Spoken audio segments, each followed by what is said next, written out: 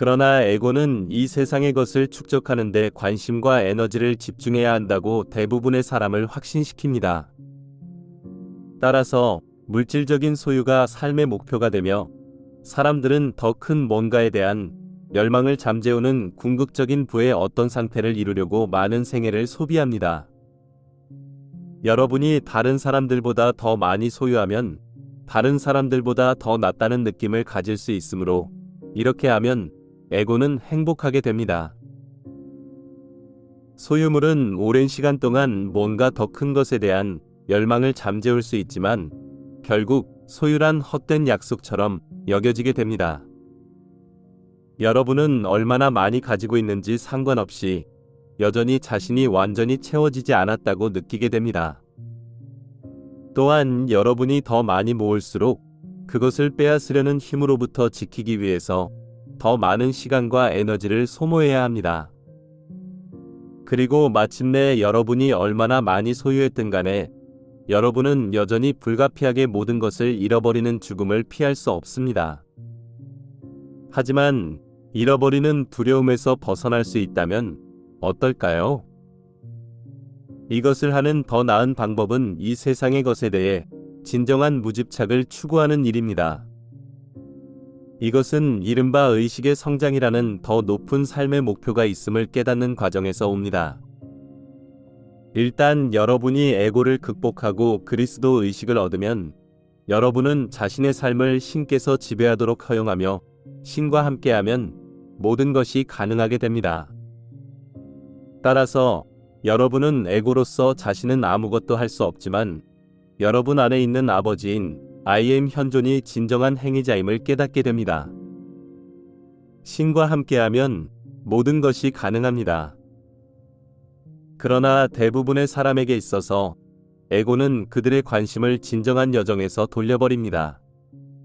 사람들이 물질적인 소유물을 가지는 일이 그들을 채워주지 못한다고 깨닫게 될 때 에고는 그들에게 진정으로 필요한 것은 자신의 운명을 통제할 수 있는 힘이라고 확신시키려고 합니다. 따라서 일부 사람은 자신의 삶에서 모든 측면을 통제하기 위해 이 지구상에서 궁극적인 힘을 추구하는 탐구로 들어갑니다. 이것은 필연적으로 같은 접근 방식을 가진 사람들에 대항해서 투쟁하도록 가둡니다. 그런 사람들은 대개 두 개의 대립되는 그룹으로 양분되어 있으며 많은 생애를 자신의 명분을 위해서 싸우며 심지어 선과 악으로 정의된 서사적 투쟁이라는 궁극적인 명분을 위해서 허비합니다. 다시 말해 사람들은 마침내 두 가지 중 하나를 깨달을 때까지 이 탐구에 빠져 평생을 보낼 수 있습니다. 즉, 궁극적인 권력과 통제를 얻는 것이 불가능하거나 그러한 권력을 지니는 상태가 여전히 더 많은 소유에 대한 갈망을 충족시키지 못한다는 점입니다. 이러한 깨달음은 사람들로 하여금 완전히 새로운 차원으로 나아갈 수 있게 합니다. 물질계를 넘어서 위에 요약된 단계들을 비교해보면 그들은 모두 같은 특성을 기반으로 한다는 것을 보게 됩니다. 여러분은 육체와 에고를 중심으로 자신의 자아에 집중하고 있습니다. 여러분이 결핍에 초점을 맞추고 있으면 자신이 불완전하고 자신의 외부에서 뭔가가 필요하다는 의미입니다. 여러분은 물질계에서 필요한 뭔가를 얻는 데 초점을 맞추고 있습니다. 자신을 다른 사람과 비교하는 데 초점을 맞추고 자신이 보다 많은 소유물이나 권력이 있다면 다른 사람보다 낫다고 생각합니다. 공동창조자가 성숙함에 따라 점차 물질계가 삶의 모든 것이 될 수 없다는 사실을 깨닫게 됩니다. 이것은 물질계를 넘어서는 세계가 있을 수 있고 육체가 죽은 후에도 그 세계에서 어떤 형태로 계속 존재할 수 있다는 가능성에 열리게 되는 때입니다. 따라서 이 세상에서 하는 자신의 행동이 사후에 자신에게 일어날 일에 영향을 미칠 가능성도 있습니다. 이것은 보통 깨어나거나 종교적인 생활 방식으로 전환할 때 발생합니다. 에고의 일부는 통제를 잃는 것을 두려워하며 오히려 여러분이 계속 물질계에 집중하거나 전환이 일어나지 않기를 바랍니다. 따라서 종교적인 전환은 항상 에고에게 타격을 줍니다. 하지만 에고의 또 다른 부분은 여러분이 이길 수 없다면 같은 편이 되라라는 접근 방식을 취합니다. 따라서 에고는 종교적인 전환을 사용해서 여러분을 통제하려고 합니다. 위에 요약된 단계가 성장의 물질적인 단계라고 말할 수 있으며, 이제 종교적인 단계의 일부를 요약할 수 있습니다. 가장 낮은 단계는 흑백 논리 사고방식에 의해서 대표되고, 이것은 사람들이 유일하며 진정한 종교가 있다고 믿게 합니다.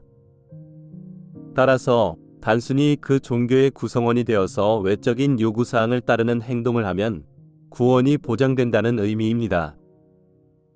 생명 흐름이 처음으로 물질계를 넘어선 무언가를 깨닫게 될 때 주류 또는 정통교에 의해 만들어진 주장을 보통 믿게 되며 거기에 속하지 않은 다른 이들보다 자신이 더 낫다고 믿습니다. 이것은 사람들을 상대적인 선과 상대적인 악 사이에서 종교적인 형태의 투쟁에 가둘 수 있고, 에고가 사람들이 신이 일을 하고 있다고 믿게 하며, 따라서 사람들은 자기 초월에 대한 필요성을 거부할 수 있으므로 위험한 함정입니다. 육체의 죽음을 겪는 그런 사람들은 즉시 하늘나라에 들어간다고 확고하게 믿습니다. 따라서 그들이 환생의 현실에 직면했을 때 생명 흐름에게 그것은 완전히 충격적입니다.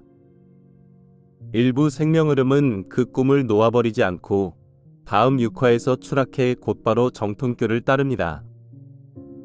어떤 이는 그 단체에 있는 상태가 구원을 보장한다고 믿고 계속해서 같은 곳으로 가지만, 다른 이들은 구원받을 수 있는 또 다른 뭔가를 믿습니다.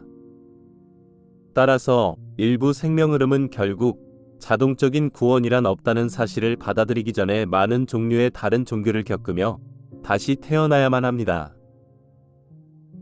그 생명 흐름은 이제 단순히 외형적인 단체의 구성원으로 있어서는 충분하지 않다고 깨닫지만 일련의 개인적인 요건들을 만족해야만 한다고 느낍니다. 이 과정의 가장 큰 성과는 구원이 자신의 의식 상태에 따라 결정된다는 사실을 깨닫는 일입니다. 나는 길이요 진리요 생명이니 나를 거치지 않고는 아버지께로 갈 수 없다라고 말했듯이 이것은 그리스도 의식을 의미합니다. 그러나 에고는 종종 생명 흐름이 특정한 외부 요구사항을 충족시키면 구원이 보장된다고 믿게 하려고 노력합니다.